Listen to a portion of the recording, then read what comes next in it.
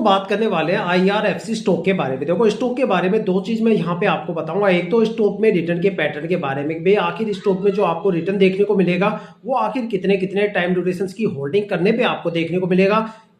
Short term में ये stock ज्यादा रिटर्न देगा या लॉन्ग टर्म में ज्यादा रिटर्न देगा। और दूसरी बात कि भाई स्टॉक में जो पिछले 4-5 महीनों से जो परफॉर्मेंस निकल के आनी चाहिए थी वो परफॉर्मेंस आखिर कहां पे खो गई। जो यहाँ पे एक पॉजिटिव मोमेंटम आपको देखने को मिलने वाला था पिछले 5-6 महीनों में, वो पॉजिटिव मोमेंटम आखिर हमें क्यों नहीं देखने को मिला, उसके पीछे का सबसे बड़ा रीजन। तो सबसे पहले अगर रिटर्न के बारे में बात करें तो देखो ये जो स्टॉक है ना, लॉन्ग टर्म के लिए ये स्टॉक बना हुआ है। शॉर्ट टर्म में अगर आप यहाँ पे इन्वेस्ट करते हो तो यहाँ पे आपको 5 या 10% का ही रिटर्न देखने को मिलेगा। लेकिन अगर आपको स्टॉक से एक जबरदस्त रिटर्न लेना है तो आप स्टॉक को जितने लंबे टाइम ड्यूरेशन के लिए होल्ड करोगे उतना ही जबरदस्त रिटर्न आपको स्टॉक में देखने को मिलेगा।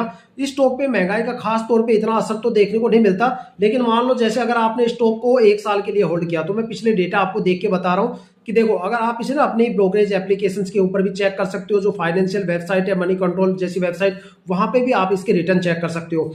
अगर जिस बंदों ने इस स्टॉक को 1 साल के लिए होल्ड किया है उसका पैसा यहाँ पे डबल हो जाता है। ठीक है, मतलब ये हर साल 100% का रिटर्न देता है। और जो इन्वेस्टर्स यहाँ पे 2 साल के लिए होल्ड कर लेता है तो पता है IRFC होता है वो उसके कितने ज्यादा रिटर्न देता है उसको 2 साल में। वो 2 साल में उसका पैसा 3.5 गुना कर देता है।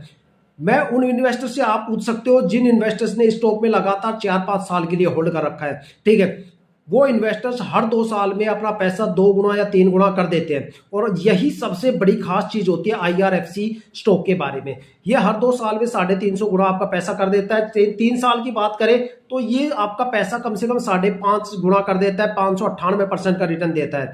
और अगर इसके 4 साल के रिटर्न की बात करें तो इसने 564% का रिटर्न दिया है। और अगर 5 साल की होल्डिंग की बात करें तो उसमें भी 564% का रिटर्न दिया है। तो बोल सकते हैं भाई ये जो स्टॉक है शॉर्ट टर्म में इतना प्रॉफिटेबल नहीं है जितना प्रॉफिट आपको यहाँ पे लॉन्ग टर्म में देखने को मिलेगा। लॉन्ग टर्म में ये आपको भर भर के रिटर्न देगा। अब बात करने वाले स्टॉक में जो पिछले 4-5 महीनों से परफॉर्मेंस आनी चाहिए थी वो एक्चुअली क्यों नहीं आ पाई, उसके पीछे का सबसे बड़ा रीजन। तो देखो मैंने आपको लगातार काफी ज्यादा वीडियो में बोला था भाई लीप ईयर आ रहा है, लीप ईयर में थोड़ा संभल के रहना, क्योंकि लीप ईयर में सबसे ज्यादा गिरावट और मार्केट में क्रैश आते हैं। क्योंकि लीप ईयर काफी ज्यादा खास होता है इंडियन स्टॉक मार्केट में, क्योंकि Indian stock market leap year में अपनी लिक्विडिटी को कंट्रोल करता है, वोलेटिलिटी को कंट्रोल करता है, या मतलब आप बोल सकते हो महंगाई दर को कंट्रोल करता है। और सारे स्टॉक क्या होते हैं लीप ईयर में एक प्राइस रेंज में आके फंस जाते हैं। जिन स्टॉक में लिक्विडिटी सबसे ज्यादा होती है वो गिरावट के सबसे ज्यादा शिकार होते हैं। जिस स्टॉक में लिक्विडिटी ना के बराबर होती है, हालांकि वहां पे पॉजिटिव मोमेंटम तो देखने को नहीं मिलता लेकिन वहां पे गिरावट भी आपको देखने को नहीं मिलती।